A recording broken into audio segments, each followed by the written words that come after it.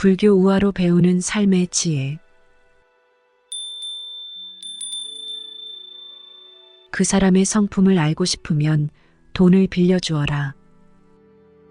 옛날에 무척 게으른 사람이 있었다. 그는 게으름을 피우다가 가지고 있던 재산마저 모두 잃고 거지 신세가 되었다. 그가 고생하는 것을 본 부자 친구가 그에게 금 1000냥을 주면서 말했다. 자네는 게으른 것이 문제일세. 이 돈으로 다시 생업을 일으켜보게. 금 1000냥을 받아든 게으른 사내는 친구에게 다짐하며 말했다. 고맙네 친구. 다시는 게으름을 피우지 않고 열심히 일해보겠네. 그러나 그는 친구 앞에서의 맹세에도 불구하고 방탕한 생활로 금 1000냥을 모두 탕진하고 말았다. 그가 초라한 몰골로 다시 친구를 찾아갔을 때 친구가 타이르며 말했다. 친구여, 저기를 보게. 문 앞에 생쥐 한 마리가 죽어 있지 않은가? 만일 성실하고 똑똑한 사람이라면 저 죽은 생쥐 한 마리를 가지고도 돈을 벌 수 있다네. 그런데 자네는 1000냥의 돈을 가지고도 공궁한 생활을 벗어나지 못했으니 내 충고가 무슨 소용이 있겠나. 마지막으로 1000냥을 빌려줄 터이니 이번에는 반드시 성공해보게나. 마침 거지가 그 집 앞을 지나다가 친구가 하는 말을 듣게 되었다. 거지는 그 말을 듣고는 문득 감동을 받았다. 거지는 모르는 척 그 앞을 지나치며 돌아오는 길에 죽은 생쥐 한 마리를 주었다. 이 생쥐로 어떻게 돈을 번다는 거지?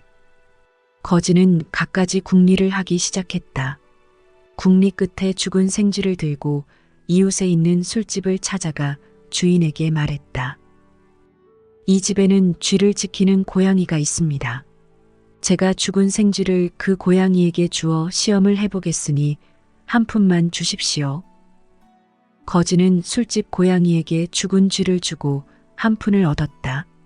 이후 그는 한 푼으로 사탕물을 사서 병에 넣어 음료수를 만들었다.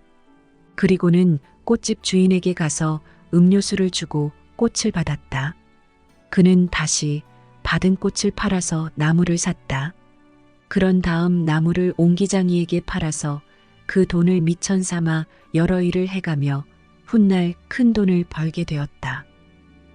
거지는 부자가 된 다음 자신에게 깨달음을 준 사람을 찾아가 은혜에 보답하기로 했다.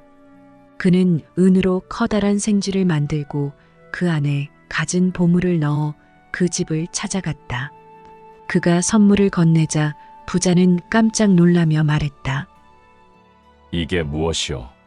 그가 대답했다. 저는 한때 거지였습니다.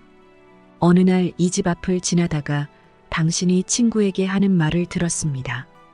당신이 말하기를 부지런한 사람은 죽은 생쥐 한 마리를 가지고도 충분히 돈을 벌 수 있다고 했지요.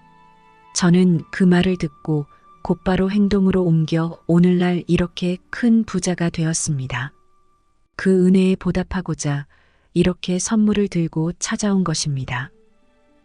그로부터 자초지종을 듣게 된 부자는 감탄하며 말했다. 당신은 정말 가르침 보람이 있게 하는 사람이군요.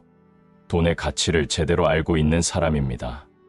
부자는 그런 그에게 자신의 딸을 시집 보내고 훗날 모든 재산을 그에게 물려주었다.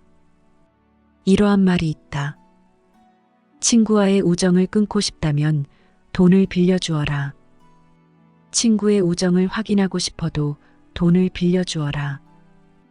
또한 친구의 인품을 확인하고 싶어도 돈을 빌려주면 된다.